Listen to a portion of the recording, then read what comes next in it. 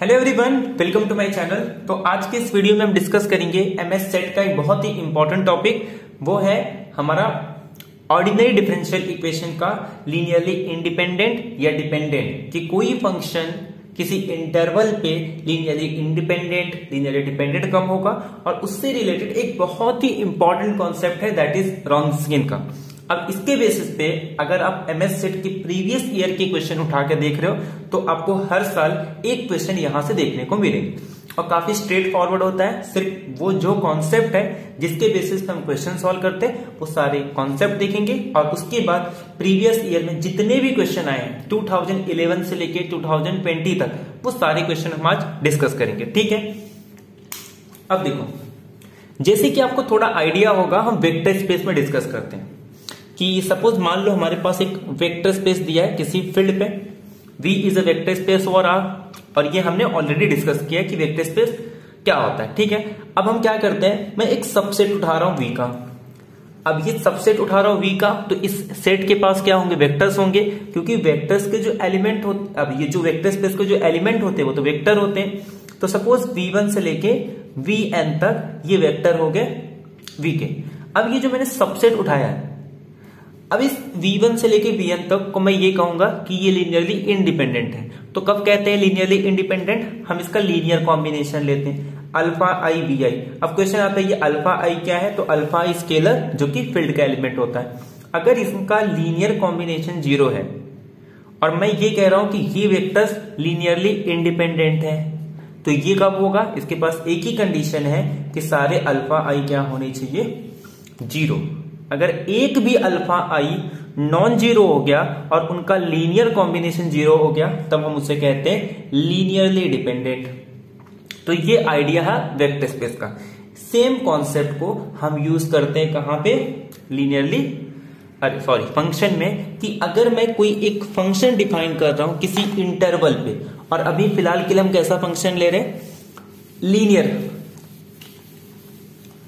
तो यहां पे जो हम फंक्शन लेंगे लीनियरली डिपेंडेंट इंडिपेंडेंट के लिए, तो यहां पे रियल वैल्यूड फंक्शन लेंगे। वैसे आप सेम कॉम्प्लेक्स वैल्यूड फंक्शन के लिए ले सकते हो, बट डिफरेंस क्या होगा, जब आप रियल वैल्यूड फंक्शन की बात कर रहे हो तो जो स्केलर के एलिमेंट होंगे वो रियल से होंगे, जब आप कॉम्प्लेक्स की बात करोगे तो जो आपका स्केलर होगा वो कॉम्प्लेक्स नंबर से होगा। तो मान लो एक रियल वैल्यूड फंक्शन डिफाइन कर रहा हूं एफ आई, जो कि कहां से कहां तक जा रहा है, I से लेके R तक। ये suppose F1 F2 solve up to एक इंटरवल पे डिफाइन कर रहे हैं, ये रियल वैल्यूड फंक्शन है। तो इस F1 F2 solve up to Fn को इस इंटरवल पे हम क्या कहेंगे कि ये आपस में लीनियरली इंडिपेंडेंट है या डिपेंडेंट है। तो वही फिर से हम लीनियर कॉम्बिनेशन लेंगे alpha I F I x. अगर ये 0 हो गया तो सारे अल्फा आई क्या होने चाहिए, 0। अगर ऐसा हो गया तो हम क्या कहेंगे कि ये जो फंक्शन है ये कैसे हो जाएंगे, लीनियरली इंडिपेंडेंट।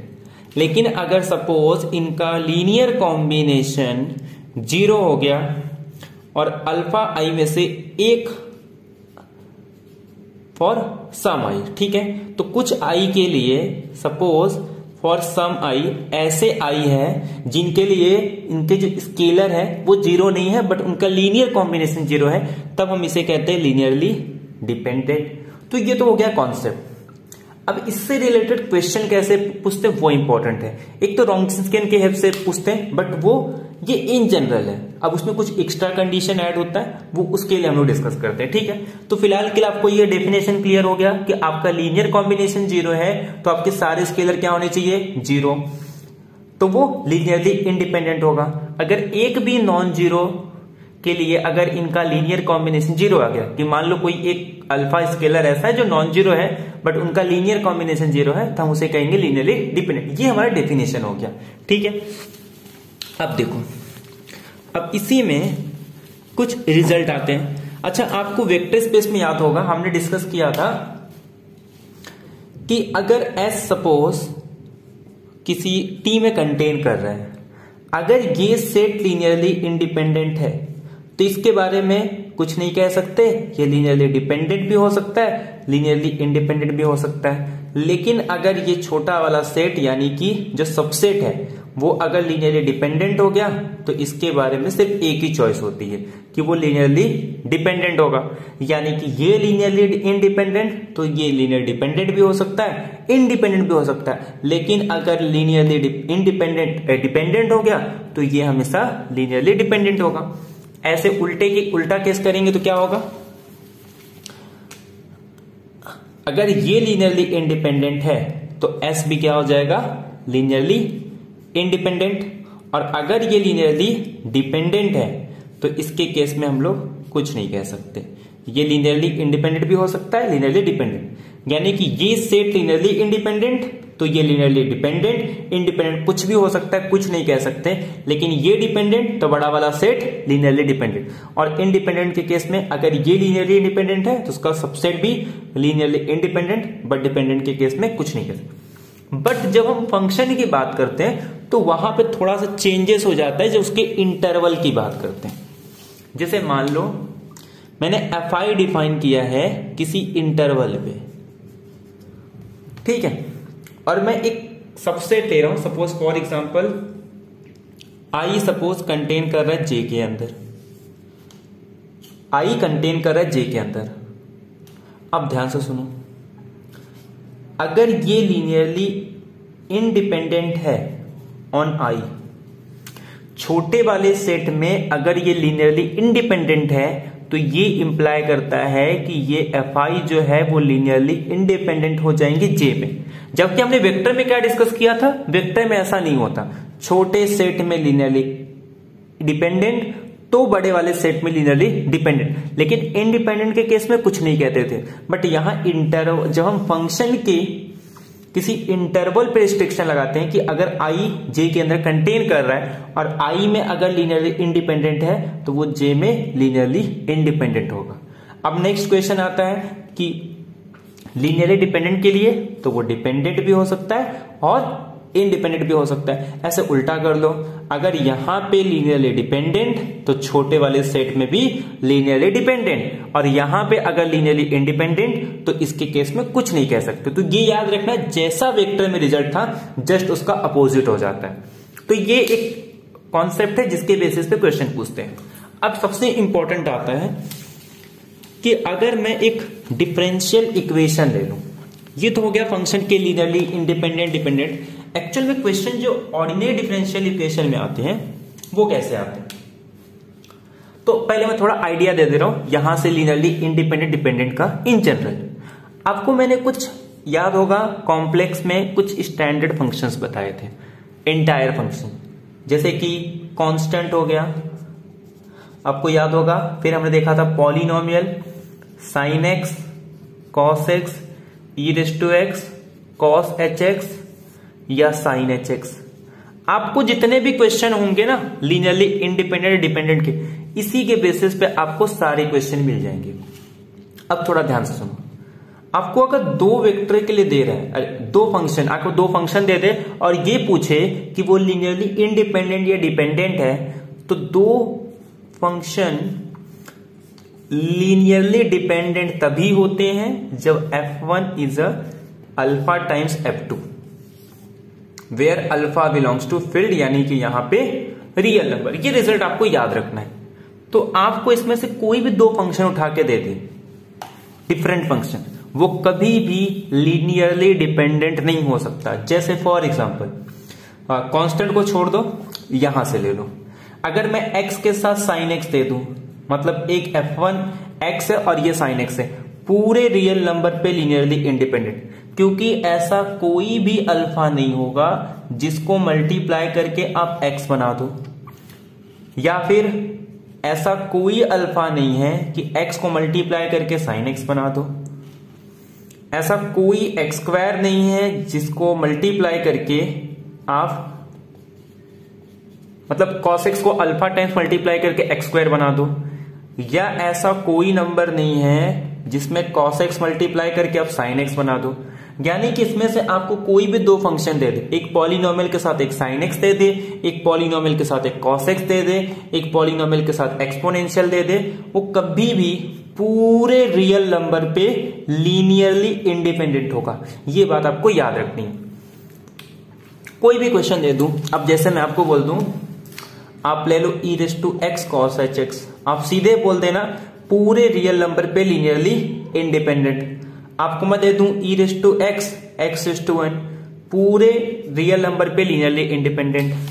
आपको मैं दे दूं sin hx और e⁻x दे दूं, आप सीधे बोल दो पूरे लीनियरली इंडिपेंडेंट। तो ये कॉन्सेप्ट आपको ये याद रखना है। अच्छा, लीनियरली डिपेंडेंट कब होगा? तो इसमें क्वेश्चन कैसे आते हैं देखो, मैं x लिख दूं 2x लिख दूं, लीनियरली डिपेंडेंट। क्यों? क्योंकि x को मैं 2 टाइम्स करके, मतलब x को 2 से मल्टीप्लाई करके x बना सकता हूं। ये क्या है? स्केलर। तो क्लियरली ये जो है ये लीनियरली डिपेंडेंट है। या फिर मैं लिख दूं sin x 1/2 sin x, ये भी लीनियरली डिपेंडेंट। तो इस टाइप के आ जाए कि यानी कि sin x ले लो और दूसरा आप कुछ स्केलर मल्टीप्लाई करके sin x ले लो, ये लीनियरली डिपेंडेंट। आप यहां पे e⁻x लो, 8 टाइम्स e⁻x ले लो, लीनियरली इंडिपेंडेंट। तो इस टाइप के फंक्शन हमेशा लीनियरली डिपेंडेंट होंगे। अदरवाइज आप कोई भी डिफरेंट फंक्शन उठा लो, वो हमेशा लीनियरली इंडिपेंडेंट होंगे पूरे रियल लाइन पे। ये एक कॉन्सेप्ट हो गया, आपको क्लियर हो गया, ठीक है? कि इन जनरल अगर हम लीनियरली इंडिपेंडेंट या डिपेंडेंट की बात करते हैं, अब क्वेश्चन इस टाइप का भी आपको पूछ सकता है। वैसे सेट में तो नहीं पूछा है, लेकिन अगर आपको पूछ ले, एक फंक्शन डिफाइन कर रहा हूं x और एक फंक्शन डिफाइन कर रहा हूं g(x) को मैं इस तरीके से x और -x, where x is greater than 0 और x इज लेस देन 0। आपको पता होगा ये g(x) कुछ और नहीं बल्कि mod x है। आपको पता है मैं ये f(x) को g(x) बना सकता हूं कब? जब x की वैल्यू ग्रेटर देन 0, यानी कि ये मेरे पास क्या है y is equal to -x। तो अगर मैं x से माइनस मल्टीप्लाई कर दूं तो ये लीनियरली डिपेंडेंट हो जाएगा। और यहां पे तो ये एज इट इज है, यानी कि अल्फा मेरे पास 1 और ये बन जाएगा x ग्रेटर देन 0 के लिए और ये x लेस देन 0 के लिए। तो यानी कि -∞ से लेके 0 पे और 0 से लेके इन्फिनिटी पे ये लीनियरली डिपेंडेंट है, लेकिन पूरे रियल लाइन पे ये लीनियरली इंडिपेंडेंट है। तो इस तरीके से आपको याद रखना, ब्रेक करके लीनियरली डिपेंडेंट बना सकते हो, लेकिन पूरे रियल लाइन पे कैसा है ये फंक्शन? लीनियरली इंडिपेंडेंट है। अब यहीं से कंफ्यूजन आना स्टार्ट हो जाता है, क्योंकि जब आप आगे रॉन्स्कियन पढ़ोगे ना, तो वहां पे ये कॉन्सेप्ट यूज करना पड़ता है कि फंक्शन वहां पे ये डिफरेंशिएबल फंक्शन नहीं है। आप एक कॉन्सेप्ट यूज करोगे रॉन्स्कियन में कि अगर वो या तो आइडेंटिकली 0 हो जाता है या तो किसी पॉइंट पे भी 0 नहीं होगा, ये कॉन्सेप्ट यूज करते हैं। बट वो किसके लिए यूज करते हैं वो हम डिस्कस करेंगे। तो यहां से आपको 2 चीजें क्लियर हो गई। एक तो लीनियरली डिपेंडेंट कैसे चेक करते हैं, लीनियरली इंडिपेंडेंट कैसे चेक करते हैं। अब देखो नेक्स्ट हम बात करते हैं। अच्छा, और एक इंपॉर्टेंट आपको 3 फंक्शन के लिए बता दें, आप कोई भी उठा लो, x उठा लो, e⁻x उठा लो, sin x linearly independent on real number. आपको मैं दे दूं x cos x sin x linearly independent. अच्छा, इसमें एक लीनियरली डिपेंडेंट होता है, कौन सा? जैसे e⁻x e⁻x और sin hx। आपको मैं दे दूं e⁻x e⁻x cos hx, ये आपस में लीनियरली डिपेंडेंट है। ऐसा क्यों? क्योंकि आपको ये फॉर्मूला पता होगा कि sin hx को हम लिख सकते हैं e⁻x प्लस e⁻x/2। ठीक है, ऐसे जब cos hx रहेगा तो यहां पे आप प्लस लिख दो। तो यानी कि इन दोनों के लीनियर कॉम्बिनेशन में इसको लिख सकता हूं। तो therefore sin hx cos hx के साथ अगर e⁻x और e⁻x माइनस कर दूं तो वो आपस में लीनियरली डिपेंडेंट होंगे। तो ये चीजें आपको याद रखनी है। बाकी आप कोई भी डिफरेंट ले लो तीनों, वो हमेशा पूरे रियल लाइन पे लीनियरली इंडिपेंडेंट होंगे। एक तो ये कॉन्सेप्ट याद रखना है, ठीक है। अब हम बात करते हैं और एक पॉइंट याद रख लो, जैसे x आ गया, mod x आ गया, पूरे रियल लाइन पे लीनियरली इंडिपेंडेंट। अगर मैं इसको ब्रेक कर दूं -∞ से लेकर 0 तक और 0 से इन्फिनिटी, तो ये लीनियरली डिपेंडेंट यहां पे भी है, लीनियरली डिपेंडेंट यहां पे भी है, लेकिन पूरे R पे ये लीनियरली इंडिपेंडेंट है। ठीक है, ऐसे में अगर x² और mod x² ले लूं, ये जो फंक्शन है ये लीनियरली डिपेंडेंट है पूरे R पे। कैसे, क्यों? क्योंकि mod x² किसके इक्वल हो जाता है? x² के इक्वल हो जाता है।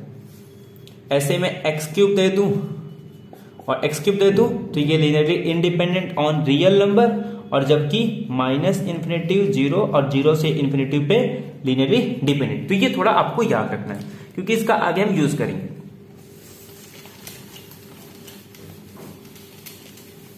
अब आपको एक कॉन्सेप्ट पढ़ना होता है जिसको हम लोग बोलते हैं, इसके बेस पे आपको बहुत सारे क्वेश्चंस देखने को मिलेंगे। अब सारे क्वेश्चन आपको यहीं से मिलेंगे, अब थोड़ा ध्यान दो, बट इसमें कुछ कंडीशन होती है। ये हमारा आता है डिफरेंशियल इक्वेशन के सॉल्यूशन से। जैसे मैं a0x plus d⁻n y upon dx⁻n, suppose in general last में a0xy is equal to f(x), ये मैंने उठा लिया एक n ऑर्डर का differential equation, ordinary linear differential equation. ठीक है, मतलब इसमें कोई भी डिपेंडेंट वेरिएबल या फिर उसका मल्टीप्लाई ऐसा कुछ नहीं होना चाहिए, मतलब y के साथ y² या फिर dy/dx के साथ y, इस टाइप के इसमें नहीं होने चाहिए। मतलब y लीनियर होना चाहिए, dy/dx के जितने भी डेरिवेटिव है वो लीनियर होने चाहिए, और उनका आपस में किसी का भी प्रोडक्ट प्रेजेंट नहीं होना चाहिए एक टर्म में। ठीक है, तो ये हो गया लीनियर डिफरेंशियल इक्वेशन। अब इसमें दो कंडीशन रिक्वायरमेंट रहती है। जैसे ये a0x है, ये क्या होना चाहिए? नॉन जीरो होना चाहिए for every x belongs to i, जिस इंटरवल पे या जो भी हमारा डोमेन है मैं उस पर डिफाइन कर रहा हूं। और सेकेंड कंडीशन क्या है कि ये जितने भी फंक्शन है, यहां पे n लिख दो, यहां पे a0 लिख दो, यहां पे an। ठीक है, तो ये a0 नॉन जीरो होना चाहिए, और बाकी जितने भी a01 a1 solve up to an और ये f, ये कॉन्टिन्यूअस होना चाहिए इस इंटरवल पे। तो ये दो कंडीशन याद रखना है कि अगर मैं लीनियर एंड ऑर्डर का ऑर्डिनरी डिफरेंशियल इक्वेशन ले रहा हूं तो ये जो हाईएस्ट डेरिवेटिव है इसका कोएफिशिएंट नॉन जीरो होना चाहिए इस इंटरवल पे, और उसके बाद जितने भी कोएफिशिएंट है वो क्या होने चाहिए? कॉन्टिन्यूअस होने चाहिए, और ये f(x) भी कॉन्टिन्यूअस होना चाहिए। अब अगर सपोज मैं सेकेंड ऑर्डर का लेता हूं, जैसे फॉर एग्जाम्पल मैं एक सेकेंड ऑर्डर का ले लू, a0 d² या फिर सिंपल ऐसे लिख दो a0, where a0 is a function of x और a constant, y' plus a1 y' plus a2y is equal to 0। a0 इस पे दोनों कंडीशन होनी चाहिए कि a0 क्या होना चाहिए? नॉन जीरो और every x belongs to i, और सेकेंड ये जो a0 a1 a2 क्या होने चाहिए? कॉन्टिन्यूअस होने चाहिए on x belongs to i। ठीक है, तो ये दो कंडीशन सपोज इसमें हो रहा है। अब ये कितने ऑर्डर का डिफरेंशियल इक्वेशन है? सेकेंड ऑर्डर का डिफरेंशियल इक्वेशन। अब यहां से थ्योरी सुनो, अगर ये सेकेंड ऑर्डर का डिफरेंशियल इक्वेशन है तो इसके पास दो लीनियरली इंडिपेंडेंट सॉल्यूशन आएंगे। क्या होंगे? दो लीनियरली इंडिपेंडेंट सॉल्यूशन आएंगे। बाकी एक उसे हम लोग कहेंगे कॉम्प्लीमेंट्री सॉल्यूशन, और एक आता है पर्टिकुलर, वो हमारा उसमें कोई भी लीनियरली इंडिपेंडेंट नहीं होता। तो अगर ये सेकेंड ऑर्डर का लीनियर डिफरेंशियल इक्वेशन है तो इसके पास दो लीनियरली इंडिपेंडेंट सॉल्यूशन आएंगे। अब मान लेता हूं इसके पास दो सॉल्यूशन आ गए, y1 और y2, ये दोनों ही क्या है? सॉल्यूशन है। ठीक है, अब मैं क्या कहूंगा? इसको लीनियरली इंडिपेंडेंट बोलूंगा या लीनियरली डिपेंडेंट बोलूंगा। अब ये कब बोलूंगा तो ये कैसे चेक करते हैं? किसकी हेल्प से? With the help of Wronskian theory. अब ये कहता क्या है? अब ये जो सॉल्यूशन है ये डिफरेंशिएबल होने चाहिए। अब अगर ये डिफरेंशिएबल है तो हम रॉन्सकिन फाइंड करते हैं और उसके हेल्प से बताते हैं कि ये जो हमारा सॉल्यूशन आया है ये या लीनियरली इंडिपेंडेंट है या लीनियरली डिपेंडेंट है। अब यहां से हमारे क्वेश्चन आने स्टार्ट हो जाते हैं। अब देखो, अब इसमें दो रिजल्ट है। पहला result, y1 y2 are linearly independent if, इसका जो आप रॉन्स्किन फाइंड करोगे वो क्या होना चाहिए, non zero for some x not belongs to I। किसी एक पॉइंट पे अगर उसका रॉन्स्किन नॉन जीरो आ गया तो इन दोनों फंक्शन को हम क्या कहेंगे, लीनियरली इंडिपेंडेंट। सेकेंड कंडीशन,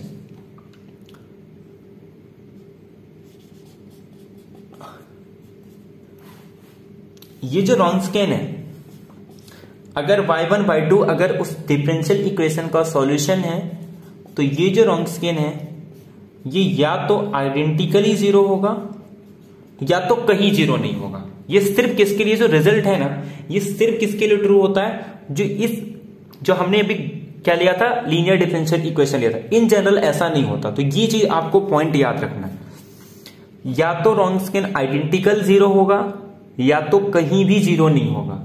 और अगर जब रॉन्स्किन आइडेंटिकल जीरो है तो उसे हम कहते हैं लीनियरली डिपेंडेंट, और अगर किसी एक पॉइंट पे भी आ गया तो उसे हम लोग कहते हैं लीनियरली इंडिपेंडेंट।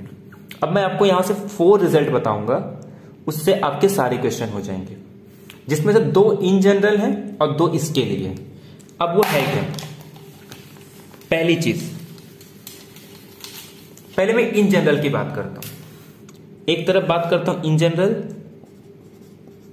और एक तरफ बता रहा हूं वो जो स्पेशल हमने एक फंक्शन देखा था लीनियरली डिफरेंशियल इक्वेशन का, और जिसमें वो 2 कंडीशन सेटिस्फाई हो रही थी। इन जनरल क्या होता है, अगर y1 y2 लीनियरली डिपेंडेंट है तो जो रॉन्स्किन होगा वो जीरो होना चाहिए for every x belongs to I। Second condition, अगर रॉन्स्किन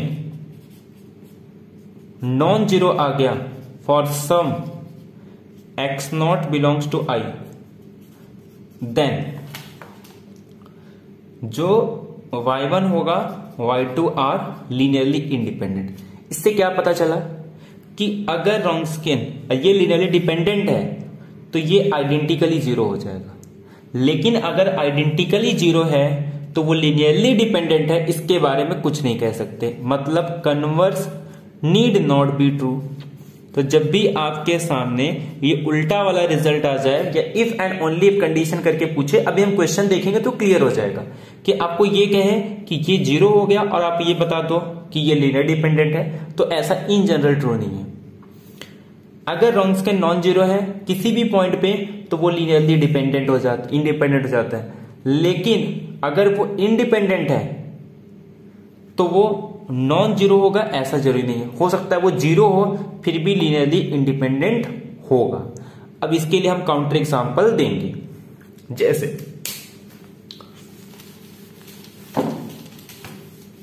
अभी हमने देखा x ले लो मॉड x ले लो, ठीक है। अब इसका रॉन्स्किन फाइंड करो। अच्छा, रॉन्स्किन कैसे फाइंड करते हैं ये भी देख लो, अभी बताता हूं। ये जो है ये हमने क्या कहा था कि पूरे R पे ये लीनियरली इंडिपेंडेंट है। अब इसका जो रॉन्स्किन है वो जीरो आ रहा है, फिर भी ये लीनियरली इंडिपेंडेंट है। अब रॉन्स्किन कैसे निकालते हैं, किसी भी 2 फंक्शन का आपको रॉन्स्किन निकालना है तो आप y1 लिखो उसका डेरिवेटिव, y2 लिखो उसका डेरिवेटिव। ऐसे अगर 3 फंक्शन के लिए निकालना है, सपोज आपके पास 3 ऑर्डर का लीनियर डिफरेंशियल इक्वेशन है तो उसके 3 सॉल्यूशन आएंगे। तो y1 y1 dash y2 dash, y2 y2 dash y2 double dash, y3 y3 dash y3 double dash, ठीक है। ये इसको बोलते हैं रॉन्स्किन फाइंड। ये हमारे पास 2 सॉल्यूशन के लिए हो गया और ये 3 सॉल्यूशन के लिए, ठीक है। अब इसका मैं रॉन्स्किन फाइंड करता हूं, तो इसको मैं कैसे फाइंड आउट कर सकता हूं, एक तो माइनस इन्फिनिटी से लेके 0 और एक तो 0 से लेके इन्फिनिटी तक। जब मैं ये वाला फाइंड कर रहा हूं तो यहां पे एक बार आ रहा है x और दूसरा क्या आ जाएगा हमारे पास, ये भी सपोज पॉजिटिव के लिए ले रहा हूं सपोज, तो ये x आ जाएगा, इसका 1 और ये 1, तो ये कितना आ जाएगा 0। मतलब ये इसका रॉन्ग स्कैन 0 आ गया, बट फिर भी ये लीनियरली इंडिपेंडेंट है। तो ये हमारे पास काउंटर एग्जांपल आ गया। और अगर ये आइडेंटिकली 0 है तो हम लोग ये नहीं कहेंगे कि लीनियरली डिपेंडेंट होगा, और अगर ये इंडिपेंडेंट है तो ये हर नॉन 0 होगा, ये भी नहीं कह सकते। तो ये हमारे पास एक काउंटर एग्जांपल। ये कब होता है? जब हम बात करते हैं वो स्पेशल केस की। इसमें या तो रॉन्ग स्कैन आइडेंटिकली 0 हो गया तो उसे हम लोग कहेंगे लीनियरली डिपेंडेंट। ये if and only if condition है। अगर रॉन्ग स्कैन 0 तो वो लीनियरली डिपेंडेंट, और लीनियरली डिपेंडेंट तो उसका रॉन्ग स्कैन 0। इसमें अगर रॉन्ग स्कैन किसी भी एक पॉइंट पे नॉन 0 आ गया, इफ एंड ओनली इफ, जब y1 y2 लीनियरली डिपेंडेंट होगा। तो ये इन जनरल ट्रू नहीं है, बल्कि स्पेशल केस में ट्रू है। अब हम क्वेश्चन में करने जा रहे हैं, इसके बेसिस पे आपको सारे क्वेश्चन हो जाएंगे। तो बस इतना कॉन्सेप्ट आपको याद रखना है। तो इसमें आपको गलती नहीं करनी है कि आपने देखा कि रॉन्ग स्कैन 0 आ गया तो आप सीधे कह दोगे कि वो लीनियर डिपेंडेंट है। किसी अगर मान लो रॉन्ग स्कैन उसका नॉन 0 आ गया, आप रॉन्ग स्कैन अगर नॉन 0 आ गया तो वो लीनियर इंडिपेंडेंट है। अगर लीनियरली इंडिपेंडेंट आ गया, आप सीधे कह दो कि उसका रॉन्ग स्कैन नॉन 0 होगा। तो ये इन जनरल ट्रू नहीं है, ये सिर्फ आपको याद रखना। अब देखो आपके क्वेश्चन कितने जल्दी होते हैं। तो एक काम करते हैं, जितने भी क्वेश्चन है वो सारे क्वेश्चन एक एक करके हम डिस्कस करते हैं।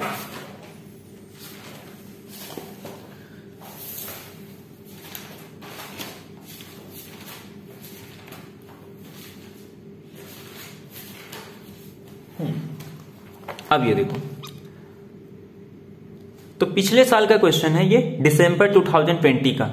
कह रहा है कि कंसिडर द फॉलोइंग 2 स्टेटमेंट। आपको 2 स्टेटमेंट देखना है। एक तो जो मैंने आपको एग्जांपल बताया वही है। ये कह रहा है ये जो सेट है ना x और mod x, ये लीनियरली इंडिपेंडेंट है on minus infinity to infinity, मतलब पूरी रियल की बात कर रहा है। अभी हम देख के आए कि 2 फंक्शन लीनियरली इंडिपेंडेंट तब होते हैं जब इस mod x को मैं कुछ स्केलर से मल्टीप्लाई करके ये बना दूं। अब पूरे रियल नंबर पे ऐसा कोई स्केलर नहीं है कि मैं x में मल्टीप्लाई कर दूं और mod x बन जाएगा। हाँ, मैं ब्रेक कर सकता हूं, बट इसने कहा है माइनस इन्फिनिटी से लेकर इन्फिनिटी पे। तो ये लीनियरली इंडिपेंडेंट है, यानी कि ये स्टेटमेंट ट्रू है। सेकेंड क्या कह रहा है? द रॉन्ग स्कैन 0, बट हमें क्या पता है कि अगर रॉन्ग स्कैन 0 है तो वो लीनियरली डिपेंडेंट हो जाता है, लेकिन ये तो लीनियरली इंडिपेंडेंट है। इसका मतलब इसका रॉन्ग स्कैन क्या होना चाहिए? नॉन 0।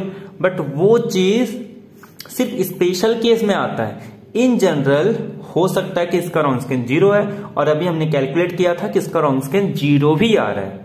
तो इसका रॉन्ग स्कैन 0 है, इट डजंट इंप्लाई कि आपका जो x और mod x फंक्शन है वो लीनियरली डिपेंडेंट होगा। तो ये दोनों ही स्टेटमेंट ट्रू है। लीनियरली इंडिपेंडेंट भी है r पे, और r पे इसका रॉन्ग स्कैन 0 भी आ रहा है। तो आपका both 1 and 2 statement are true.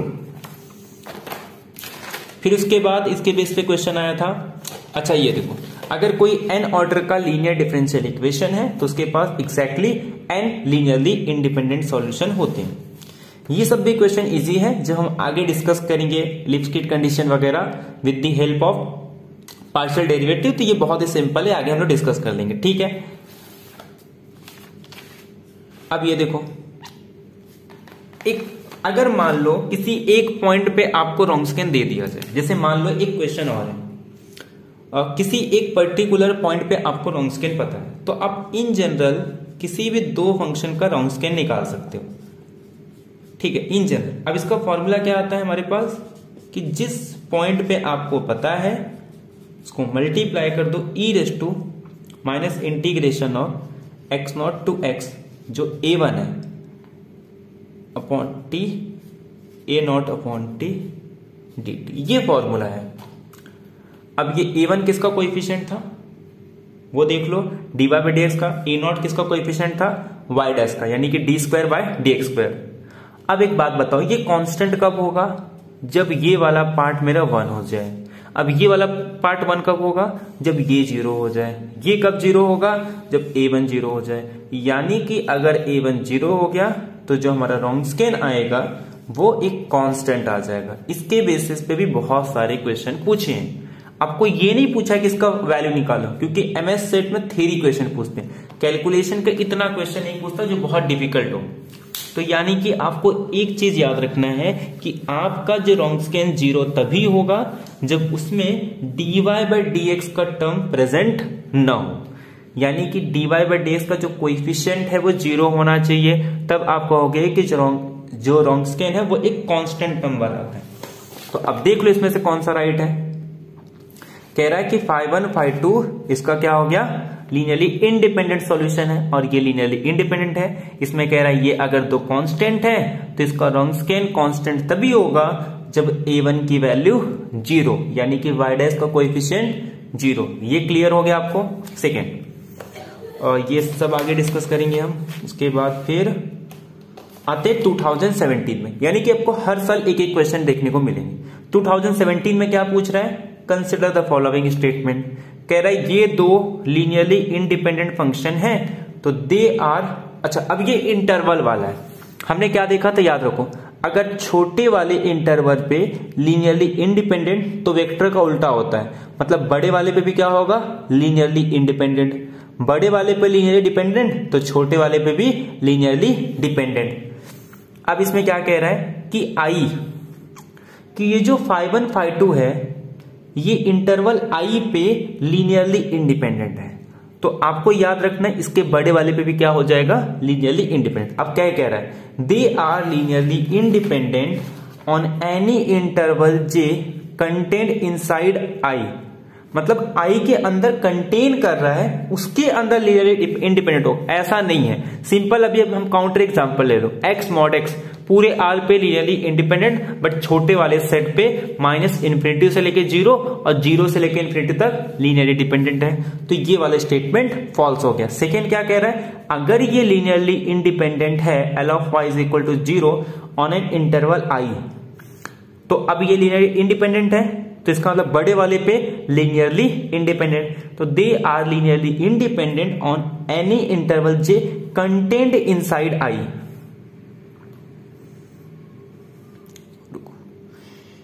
I think इसमें कुछ मिस्टेक हो गया है, दोनों में वही कैसे कह रहा है, interval they are linearly J content inside, ठीक है ये थोड़ा करेक्शन कर दो, इसमें उल्टा होगा कि on any interval J which contains I, जो आई को कंटेन कर रहा है, तो दोनों में से एक उल्टा होगा, तो बड़े वाले सेट पे वो क्या हो जाता है, लीनियरली इंडिपेंडेंट। तो ये करेक्शन कर दो इसमें से, एक बार देख लेना क्वेश्चन, ये आई थिंक ऐसा होगा कि जे कंटेन्स आई, कि जे आई को कंटेन कर रहा है, तो जे कंटेन्स आई मतलब बड़े वाले पे क्या हो जाएगा, वो लीनियरली इंडिपेंडेंट। तो only second statement is true, एक बार देख लेना, बट वो कॉन्सेप्ट याद रखना कि छोटे पे लीनियरली इंडिपेंडेंट तो बड़े वाले पे भी लीनियरली इंडिपेंडेंट।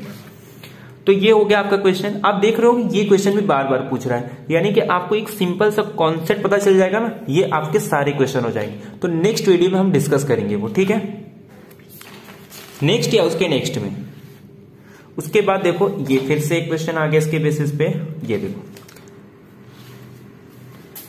क्या कह रहा है कि y, ये दो सॉल्यूशन है इस लीनियरली, मतलब ये डिफरेंशियल इक्वेशन का, आपके पास φ 0 1 दे रहा है, φ 0 1 दे रहा है, φ और ये ψ 0 क्या आ रहा है 1, और ये ψ 0 2, यानी कि दो फंक्शन दे रहे हैं, उसका रोंगस्केन दिया हुआ है एक पर्टिकुलर वैल्यू पे, then the value of the Wronskian at x is equal to 0 is. एक काम करो डिटरमिनेंट पे पुट कर दो।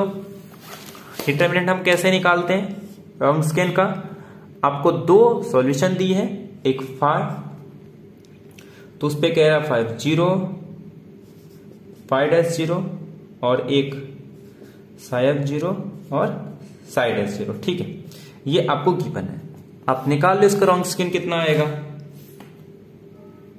तो ये आ जाएगा हमारे पास 1, उसका डेरिवेटिव 1, ये हमारे पास 1 और ये 2, तो यानी कि 2 - 1 इज इक्वल टू 1। तो रोंगस्केन कितना आ जाएगा, सिंपल फॉर्मूला है, वैल्यू पुट करके आंसर निकाल दो, और इतना टाइम नहीं लगना चाहिए, डायरेक्ट आप निकाल सकते हो। तो आंसर क्या आ जाएगा, सिंपल ए। इसके बाद फिर इसके बेस पे क्वेश्चन कब आया सीधे,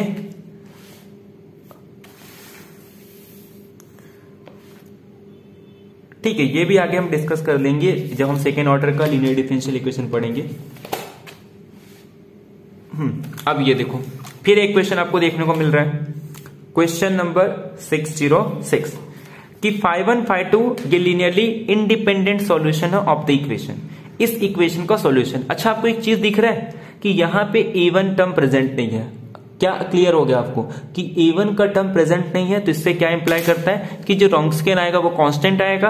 अब आपसे वही पूछ रहा है कि किसी भी पॉइंट पे, इंटरवल के किसी पॉइंट पे रॉन्ग्स्कियन क्या होगा, 0 होगा। ऐसा तो कोई रिजल्ट नहीं है, is a constant for all x. अब भी पढ़ के आए कि A1 अगर 0 हो गया तो जो रॉन्ग्स्कियन आता है वो कांस्टेंट आता है। बाकी लीनियर के बारे में कुछ नहीं कह सकते, क्वाड्रेटिक सिर्फ ये कह सकते हैं कि वो कांस्टेंट होगा। तो यानी कि ये बी इसका ट्रू हो जाएगा। तो देख रहे हो, सिंपल रिजल्ट पे सिर्फ कॉन्सेप्ट पता होना चाहिए। दो लीनियरली, ये हमारे पास डिफरेंशियल इक्वेशन है on a interval. In general दिया है किसी ऑर्डिनरी डिफरेंशियल इक्वेशन का, या लीनियरली ऑर्डिनरी डिफरेंशियल इक्वेशन का सॉल्यूशन इन जनरल पे बात कर रहा है, तो यहां पे वो रिजल्ट हमारा यूज होगा पहला वाला, मतलब इन जनरल वाला। तो इसमें से कह रहा है कि 4 में से कौन से ट्रू होगी। अब ध्यान से पढ़ो, रॉन्ग्स्कियन 0 तो आप कुछ भी इंप्लाई नहीं करोगे, और ये कह रहा है लीनियरली डिपेंडेंट, कुछ भी नहीं बोलना है। रॉन्ग्स्कियन 0 ये कुछ इंप्लाई नहीं करता, लीनियरली इंडिपेंडेंट भी हो सकता है। X mod x in general बोला है तो कुछ भी इंप्लाई नहीं करता। अगर ये लीनियरली इंडिपेंडेंट है फिर भी कुछ भी इंप्लाई नहीं कर सकता। हो सकता है वो पूरा 0 हो सकता है एक पॉइंट पे 0 हो, या फिर किसी भी 0 ना हो, तो कुछ इंप्लाई नहीं करता। अगर रॉन्ग्स्कियन नॉन जीरो है फॉर सम, तो if and only, if and मतलब दूसरा रिजल्ट बोल रहा है, तो इसमें से पहला तो ट्रू हो जाएगा कि अगर नॉन जीरो है तो वो लीनियरली इंडिपेंडेंट है। लेकिन अगर लीनियरली इंडिपेंडेंट है तो वो कुछ इंप्लाई नहीं करता, तो सी भी रॉन्ग। हाँ, अगर वो लीनियरली डिपेंडेंट फंक्शन है on a interval, then Wronskian is non zero for every x belongs to I. Linearly dependent function on an interval, then Wronskian 0। हाँ, ये रिजल्ट है हमारे पास कि अगर वो लीनियरली डिपेंडेंट है तो उसके रॉन्ग्स्कियन को 0 होना पड़ेगा। तो सिर्फ डी करेक्ट है, बाकी सारे ऑप्शन रॉन्ग हो जाएंगे। तो ये आपको याद रखना है। उसके बाद और कब क्वेश्चन आया था इसका क्वेश्चन फिर आपको देखने को मिलेगा। फिर देखो, फिर आपको क्वेश्चन देखने को मिला फेब 2013 में। क्या कह रहा है इसमें? इसमें कह रहा है कि ये दो डिफरेंशियल इक्वेशन है किसी इंटरवल पे, ये रॉन्ग्स्कियन है, इन जनरल पूछ रहा है। कह रहा है रॉन्ग्स्कियन नॉन जीरो, तो हमने क्या कहा था, ये इन जनरल रिजल्ट था कि रॉन्ग्स्कियन अगर नॉन जीरो, इसका मतलब वो लीनियरली इंडिपेंडेंट। करेक्ट हो गया। ये कह रहा है अगर ये लीनियरली इंडिपेंडेंट फंक्शन है तो रॉन्ग्स्कियन नॉन जीरो होगा, कुछ भी नहीं कह सकते। अगर रॉन्ग्स्कियन लीनियरली इंडिपेंडेंट है तो वो जीरो भी हो सकता है, नॉन जीरो भी। तो ये रॉन्ग हो गया, सिर्फ फर्स्ट वाला ट्रू। तो ओनली स्टेटमेंट 1 इज ट्रू, बाकी किसी के बारे में कुछ नहीं कह सकते। इन जनरल बोला है, ये सब आगे डिस्कस करेंगे। ये भी हो गया इसमें। अब देखो फिर से, Wronskian linearly dependent constant coefficient equation L of y is equal to 0। Then अब देखो इसमें 4 रिजल्ट क्या है कि रॉन्ग्स्कियन 0।